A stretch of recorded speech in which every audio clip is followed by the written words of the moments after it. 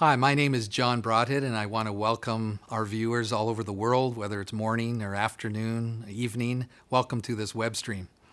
As many of you know, Roland has produced products for professional live audio for many years. We have a decade-old track record for quality and reliability, starting with the Roland Ethernet Audio Communication Protocol, or REAC. And REAC not only delivers audio all over, but its key is the control that it passes between all of the various Roland devices. It starts with digital snake choices, and then the merging ability of those snakes, and the best personal mixing solution out there with the M48s, allowing musicians to control their mix the way they always wanted to. Then we have the ability for multi-channel playback and recording with the R1000. Last but not least are the consoles, such as the award-winning M200i, M480. So all these four pieces, cornerstone pieces, make up the family of live Pro AV solutions from Roland, all working together, talking to each other in a cohesive and very integrated way. But today, we want to introduce you to the next step in our console lineup. Instead of just building something with more channels and more buses and more power, we wanted to do something unique in its class. And we truly believe we are introducing a new era in the live mixing solution space. And it all starts with these words: open, high resolution, and configurable architecture. And put those together, we affectionately referred to this as ORCA. And ORCA is a platform. It's a set of features that bring an amazing amount of adaptability to the live mixing process. And let me explain. Open refers to the console's ability to adapt to many different formats of inputs and outputs and protocols. So this not only includes a large variety of snakes we already have in the Roland lineup, but also protocols such as Dante and MADI, Wave Sound Grid, others being developed, and ones to come. The high resolution part refers, first of all, to the fact that everything is running at 96 kilohertz, end to end. And all of our peripherals have been designed for 96K from the beginning, starting with the S4000, Digital Snake back in 2005. From the preamps running high-end 24-bit A to D converters, and then all the carefully selected pieces and components and processors in between. You can be guaranteed an ORCA console will have pristine sound that is noticeably better, and high resolution delivers that. The configurable architecture piece refers to, I think the most important feature is its ability to adapt to the application it's needed in. You can essentially build the mixer you need. How many input channels do you need? How many buses, auxiliary buses, groups, matrices? Do you need surround output, or is left-right fine? All of the elements that are typically fixed in most mixers are completely flexible with ORCA. Just punch in what you need and you're ready to go. The configurability factor equally applies to the user interface and workflow. How you work with faders and buttons and knobs and screen are adaptable to how you are used to working already, and perhaps some new ideas that will let you mix more efficiently than ever. And that is what configurable architecture delivers.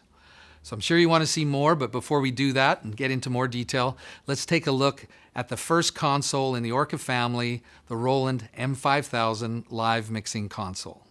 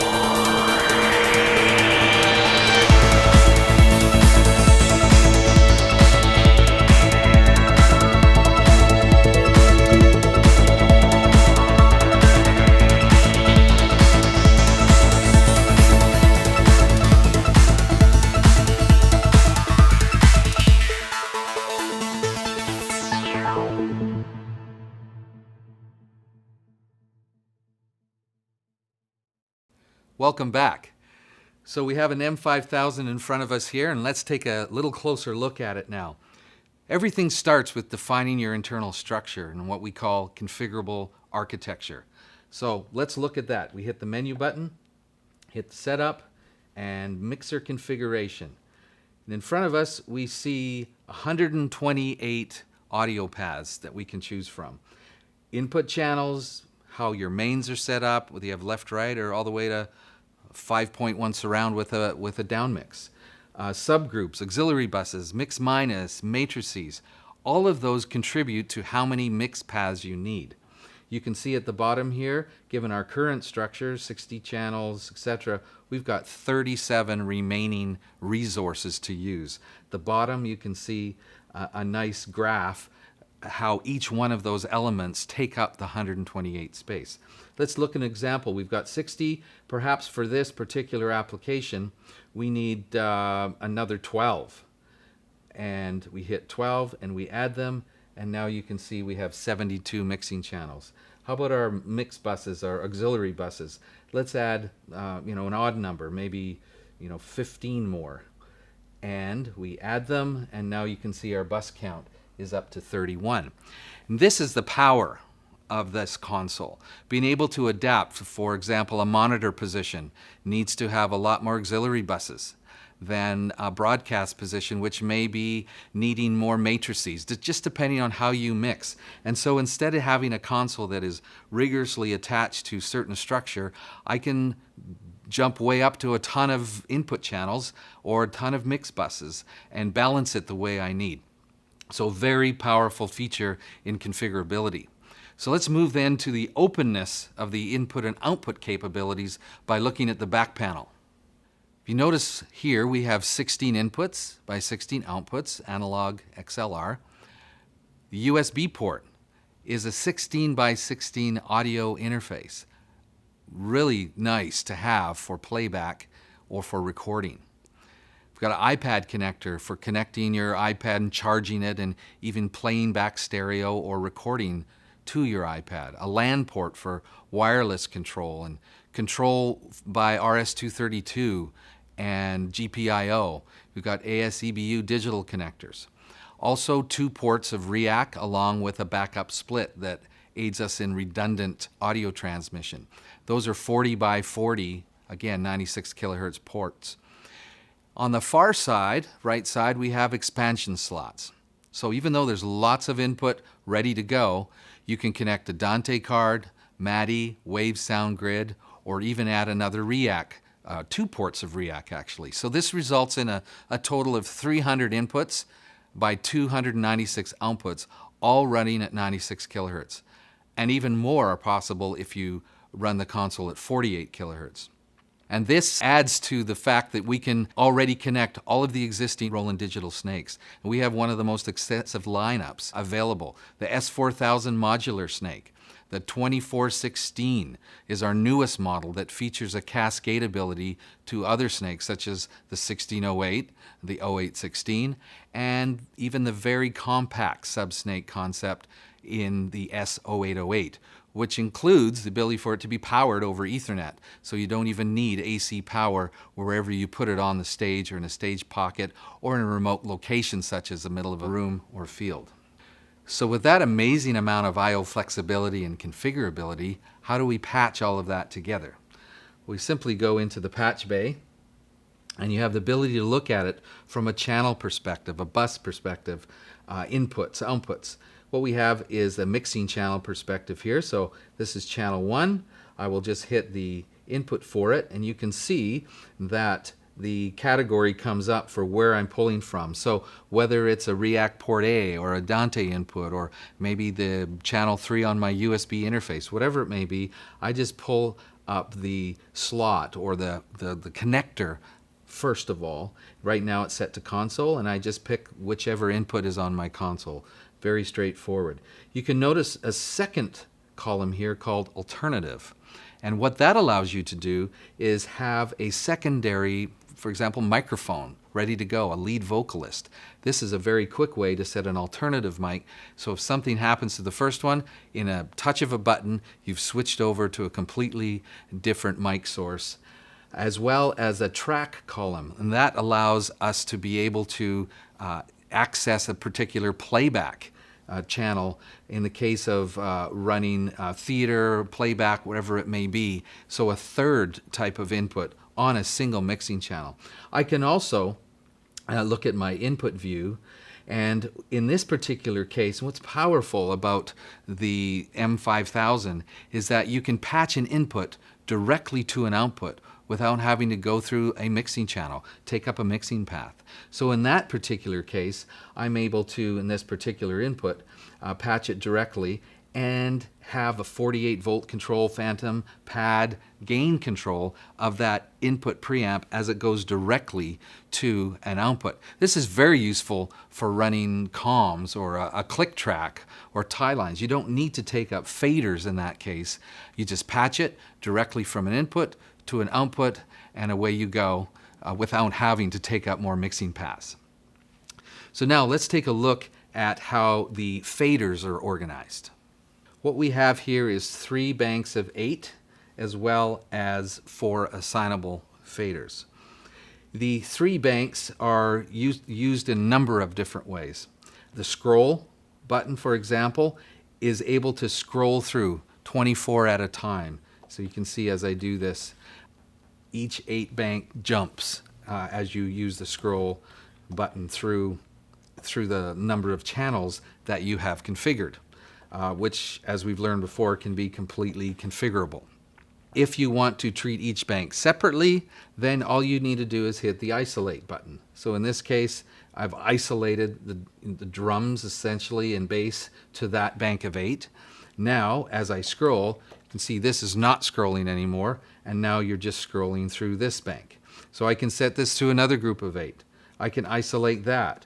Now I can perhaps go to my DCA or my output bus level and scroll through that. So now I have auxiliary buses on this particular bank. So these are now completely isolated from one another. If I unisolate these and go back to my full list of channels, if you have a lot of channels, the challenge is jumping to where you need to get to quickly. So we've dealt with that by using the concept of anchor points. And what we mean by that is if I just hit the function button, I can go into setting anchors. I'll do that, and now you can see that there's a little checkbox under each particular mixing channel.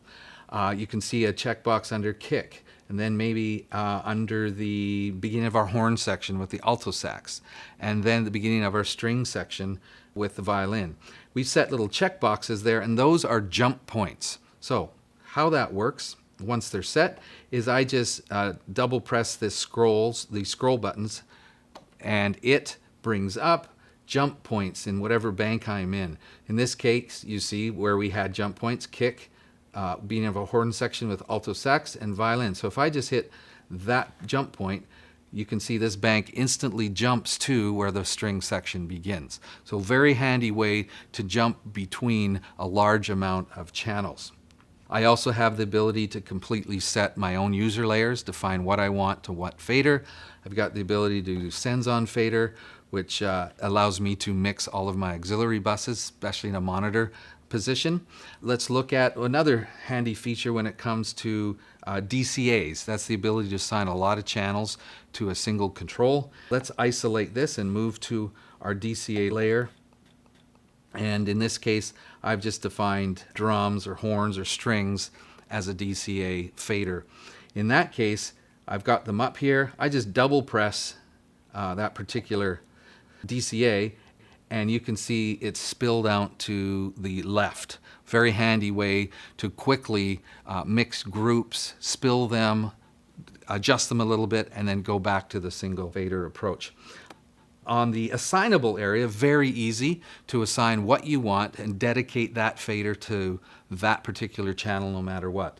So again, I can hit the function button. Again, the menu pops up in the scribble strip. Let's assign something to this fader, and let's select it. And now let's use the lead vocalist here. Let's choose this guy here. And now the lead vocalist is assigned to this fader, and you can see As I move it, the lead vocalist fader in the mixing channel also moves.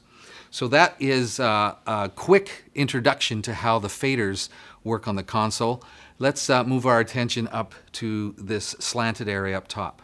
It starts with this beautiful 12-inch touchscreen monitor with a great interface that we will look at in a few minutes, with 16 knobs, 16 buttons that match to what's on the screen and light up accordingly. We've got a touch and turn ability, so whatever parameter you hit, you just touch it and turn it. Very simple to control anything you want. We've got a 2 solo bus area control here. We have a monitor bus, 2 monitor buses controllable here. We have a talkback system with a built-in mic, 3 talkback areas to assign. All of your scene management, display, next, recall buttons are here. We've got full recorder control, both to your WAV flash drive in WAVs or MP3, as well as full control of your R1000 multi-channel recorder if one is connected. Great control there. Last but not least is our user assignable area here with 8 buttons, 4 knobs, 3 banks, so you can have at your fingertips those functions that are essential or you need rapid access to. Very easy to assign. I just hold the display button down, touch and turn a particular knob that I want to assign, and then go ahead and pick anything highlighted in orange that you want this knob to control. Let's say it's the gain for one of our key channels, and now this is assigned, as you can see, to that particular channel. Let's take a closer look at the user interface. What we see here is 8 columns that match whatever fader bank is currently selected. In this case, it's channels 1 through 8.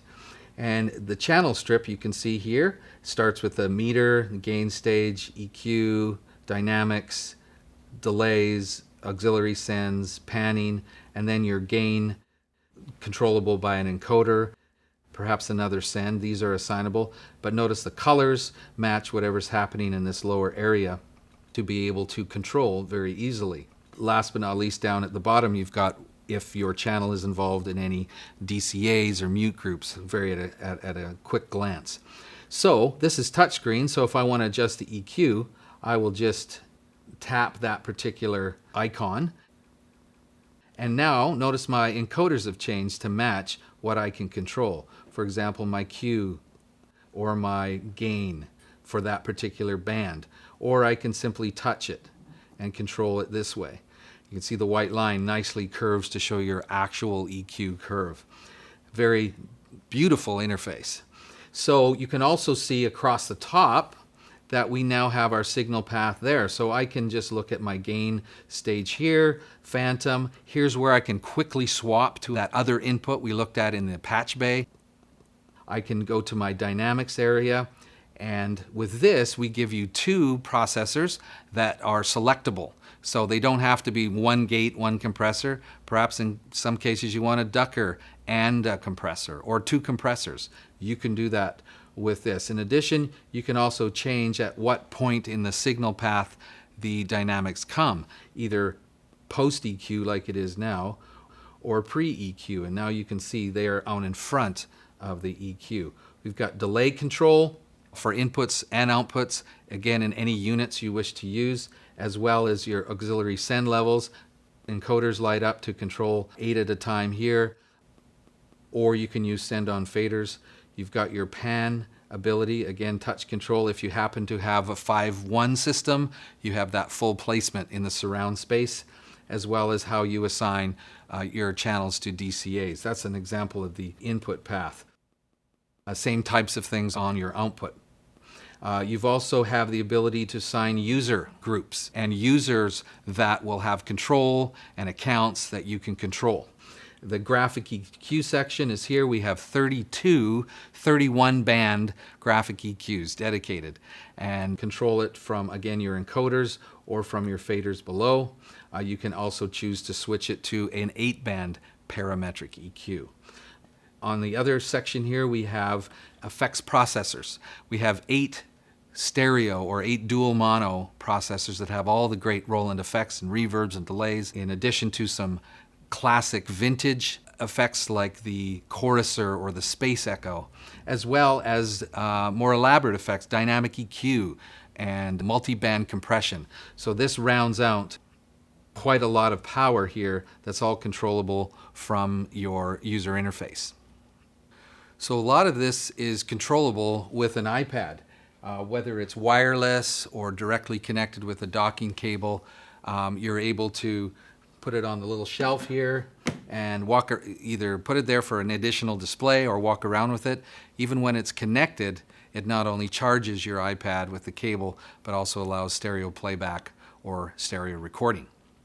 Connecting a Mac or Windows PC to the USB port allows the remote control software, what we call RCS, to run.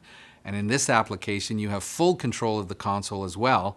But what's more, it gives you the ability to spin off independent windows.